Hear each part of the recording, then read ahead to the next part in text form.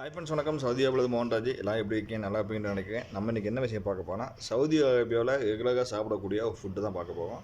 இது வந்து இங்குள்ள ஃபேமஸான சாப்பாடு, ரெகுலர் சாப்பாடு. அதாவது வெஜிடபிள் மந்தி. சரிங்களா? பார்க்கறதுக்கு நம்ம நெய் சோறு மாதிரி தான் இருக்கும். ஆனால் நெய் சோறு கிடையாது, வெஜிடபிள் மந்தி. சாப்பிட்டுப்பாங்க. ரொம்ப அருமையான டேஸ்ட்டில், ரொம்ப அட்டகாசமான சுவையில் இருக்கும். அதே போல் இது செய்கிறதுக்கும் ரொம்ப ஈஸியான மெத்தடு தான். சரிங்களா? ரொம்ப ஈஸியாக செஞ்சிடலாம்.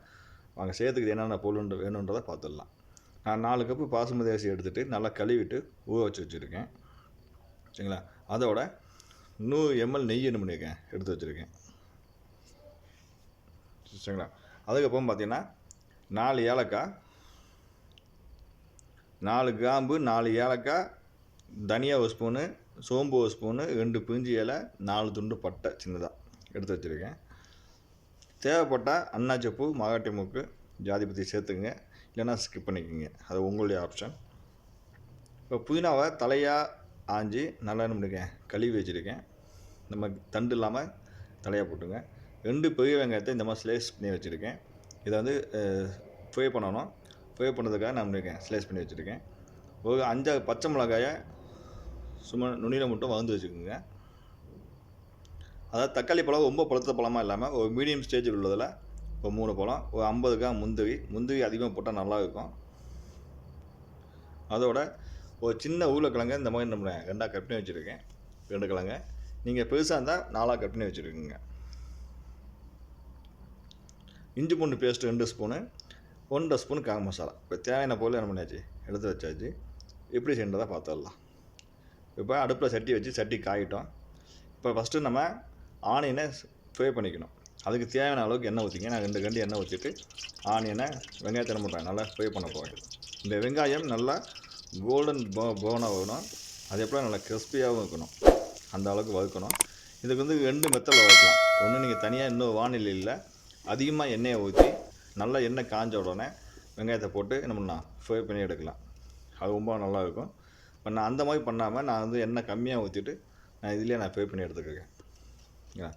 ஆனால் கருகு விட்டுறாமல் நல்லா அந்த வெங்காயம் அந்த வாசம் வகணும்.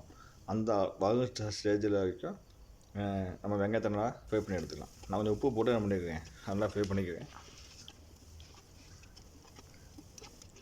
இந்த சாப்பாடு வீட்டில் செஞ்சுப்பாங்க, ரொம்ப சூப்பராக இருக்கும். நெய் சாப்பாடோடு இது கொஞ்சம் சூப்பராக இருக்கும். சரிங்களா? வீட்டில் ட்ரை பண்ணிப்பாங்க. ரொம்ப சிம்பிளான மெத்தட் தான் இது.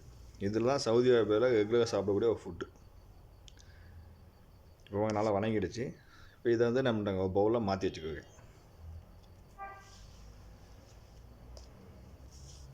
நல்லா வாசம், அந்த வெங்காயத்தோட வாசம் வருது. இப்போ இந்த ஸ்டேஜில் பண்ணலாம், நம்ம பவுலில் தனியாக எடுத்து வச்சுக்கலாம். எடுத்து வச்சுட்டேன். இப்போ இந்த சட்டியில் ஆல்ரெடி எண்ணெய் கொஞ்சம் இருக்குது. நான் இந்த எண்ணெயோட நான் கொஞ்சம் நெய்யையும் என்ன பண்ணுறேன், சேர்த்துக்குவேன். இல்லை பாதி நெய் என்ன பண்ணலாம், சேர்த்துக்கலாம். இப்போ நம்ம எடுத்து வச்சுக்கக்கூடிய பட்டை, கிராம்பு, ஏலக்காய் இதெல்லாம் இருக்கு இல்லையா, இதெல்லாம் விட்டுட்டு தனியாவையும் சோம்பையும் மட்டும் என்ன பண்ணலாம், ஃபஸ்ட்டு எண்ணெயில் வறுத்துக்கலாம். இந்த பட்டை, கிராம்பு, ஏலக்காய், இஞ்சி பூண்டு பேஸ்ட்டு இதெல்லாம் வந்து நம்ம வந்து எண்ணெயில் வதக்க வேண்டாம். எண்ணெயில் வதக்கிட்டோன்னா அந்த கடைசி வரைக்குமே அதோடய ஃப்ளேவர்ஸ் இருந்துகிட்டே இருக்கும். அதுக்காக பின்னாடி நம்ம சேர்த்துக்கலாம், ஆயிலை சேர்க்காமல். இப்போ இதை மட்டும் சேர்த்து என்ன பண்ணலாம், வதக்கலாம். இந்த தனியாவும் சோம்பும் நல்லா வறுத்துனே ஒரு வாசம் வரும். இந்த வாசம் வந்த உடனே நம்ம எடுத்து வச்சக்கூடிய புதினா தலையை சேர்த்துடலாம்.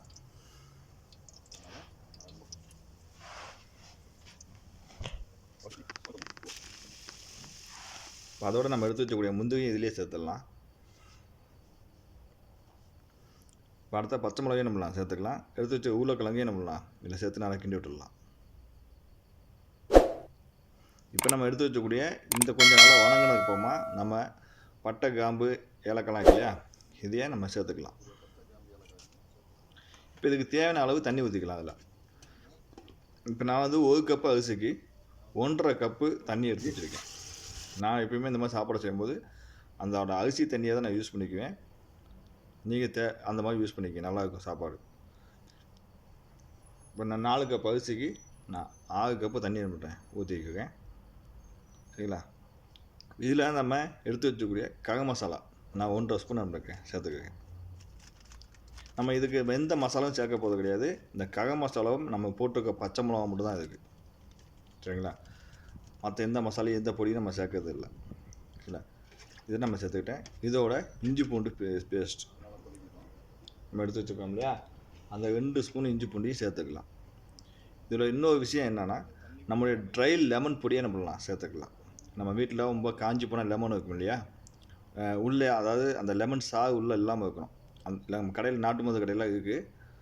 அந்த மாதிரி ட்ரை லெமனை வாங்கிட்டு வந்து அதை நல்லா மிக்சியில் பரபரப்பாக அரைச்சி என்ன பண்ணலாம் சேர்த்துக்கலாம். ரொம்ப டேஸ்ட்டாக இருக்கும் சாப்பாடு. சரிங்களா? இப்போ தேவையான அளவு உப்பை போட்டுட்டு, உப்பு கட்டாக்கன்னு பார்த்துட்டு நம்ம மூடி வச்சிடலாம். 10 நிமிஷம் கழித்து பார்த்துட்டா நல்லா நம்மளுக்கு கொதிச்சிருச்சு. இப்போ நம்ம அரிசி என்ன பண்ணலாம் போட்டலாம். அதில் நான் அரிசி தண்ணியெல்லாம் வடிகட்டி எடுத்து வச்சுருக்கேன். இப்போ அந்த அரிசி என்ன பண்ணலாம் நம்ம போட்டுடலாம்.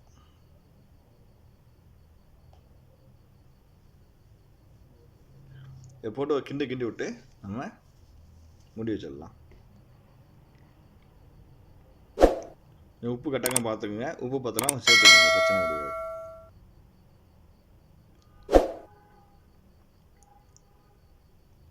இந்த மாதிரி சாப்பாடு எங்கள் வீட்டில் செஞ்சு கொடுங்க. பிள்ளைங்க நல்லா விரும்பி சாப்பிடுவாங்க. அதுவும் ரொம்ப சிம்பிளான முறை தான்.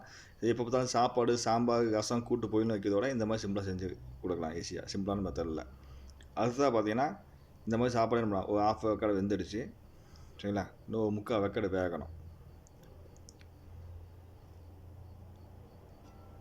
இப்போ பாருங்க, இப்போ சாப்பாடு என்ன பண்ணிச்சு 3/4 பதத்துக்கு நான் வெந்துடுச்சு. தண்ணியெலாம் கொஞ்சம் இழுத்துடுச்சு. சரிங்களா? சாப்பாடு பார்க்கறதுக்கு ரொம்ப நல்லா இருக்குது பார்த்தீங்களா? இந்த ஸ்டேஜில் நம்ம என்ன பண்ணலாம், நம்ம எடுத்து வச்சக்கூடிய தக்காளியை இதில் போட போகிறோம். நம்ம ஃபஸ்ட்டே போட்ட போதில் நம்ம தக்காளியில் கடைசியாக தான் போடுறோம். ஏன் கேட்டால், அந்த தக்காளி வந்து ரொம்ப வேகாமலோ ஒரு 1/2 வேக்காடில் இருந்து நம்ம சாப்பாடோடு அதை சாப்பிடும் போது ரொம்ப சூப்பராக இருக்கும். ஒரு 1/2 வேக்காடா. இது கூட வெள்ளரிக்காய் சேர்க்கலாம், கேரட்டும் சேர்க்கலாம். சரிங்களா? நான் வந்து தக்காளி மட்டும் தான் சேர்த்துக்க போகிறேன். இது கடைசி ஸ்டேஜில் சேர்த்துட்டு நம்ம எடுத்து வச்சுக்க மீதி கூடிய நெய்யை என்ன பண்ணலாம் அப்படியே மேலால ஊற்றி விட்டு நம்ம போட்டு மூடி வச்சிடலாம்.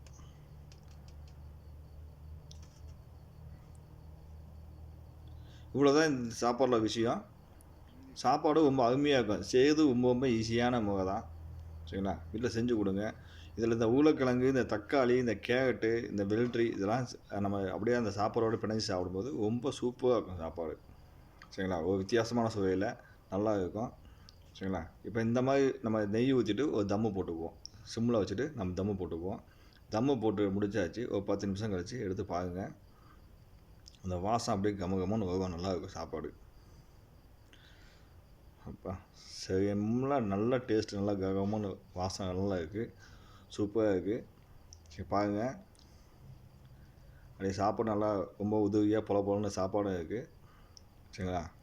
இதோட நம்ம அந்த தக்காளி அதெல்லாம் வச்சு சாப்பிடும்போது சொல்ல முடியாது டேஸ்ட். நீங்கள் செஞ்சு பார்த்துட்டு எப்படி இருக்குன்றதை நீங்கள் கமெண்ட் பாக்ஸில் சொல்லுங்கள். ஆனால் ஒரு டைம் செஞ்சிட்டிங்கன்னா நீங்கள் அடிக்கடி என்ன பண்ணுவீங்க, அந்த மாதிரி சாப்பாடு நீங்கள் செஞ்சுக்கிட்டே இருப்பீங்க. இதுக்கு வந்து நீங்கள் வந்து எந்த கிரேவி வேணுமோ நம்மளாம் யூஸ் பண்ணிக்கலாம். Egg gravy, mutton gravy, chicken gravy, போட்டி, இந்த மாதிரி எது நம்ம சைடில் வச்சு சாப்பிட்லாம். வத்தல் வடகம் கூட வச்சு சாப்பிட்லாம். ரொம்ப நல்லாயிருக்கும். எதுவுமே இல்லாமல் வெறும் சாப்பாடும் சாப்பிட்லாம். ரொம்ப சூப்பராக இருக்கும் அதுக்கு வந்து. சரிங்களா? இப்போ நம்ம ஃப்ரை பண்ணி வச்சுக்க ஆனியன் இருக்கு இல்லையா, அதை மேலாலாம் என்ன பண்ணுறேன் அப்படியே மலைச்சாகிற மாதிரி என்ன பண்ணுங்க தூவி விடுங்க. தூவி விட்டு அதையும் என்ன பண்ணுங்க, அதையும் ஒரு 2 நிமிஷத்துக்கு மூடி விடுங்க. இந்த வெங்காயத்தோட ஃப்ளேவர்ஸ் எல்லாமே அந்த சாப்பாடெலாம் என்ன பண்ணும் அப்படியே இறங்கிடும். சரிங்களா? அப்போ இந்த சாப்பாடை சாப்பிடும்போது இந்த ஆனியனோடு கலந்து சாப்பிடும்போது இன்னும் டேஸ்ட்டு அதிகமாக கூட்டி கொடுக்கும். வாங்க, பார்க்கறதுக்கே ஒரு கலர்ஃபுல்லாக நல்லா இருக்குது. இதெல்லாம் பிள்ளைங்களுக்கு ஸ்கூலுக்கு கட்டி கொடுத்தீங்கன்னா ரொம்ப என்ன பண்ணுவாங்க, நல்லா இருப்பாங்க. நான் இதுக்கு வந்து நான் வந்து பண்ணியிருக்கேன், போட்டி ரெடி பண்ணி வச்சுருக்கேன். சாப்பாடு பார்க்கறது ரொம்ப சூப்பராக இருக்கும் இல்லைங்களா? நீங்களும் வீட்டில் செஞ்சு பார்த்துட்டு எப்படி இருக்குன்றதை கமெண்ட் பாக்ஸில் கமெண்ட் பண்ணுங்கள். மறக்காமல் நம்ம வீடியோவை லைக் பண்ணுங்கள், ஷேர் பண்ணுங்கள், சப்ஸ்கிரைப் பண்ணிவிடுங்க.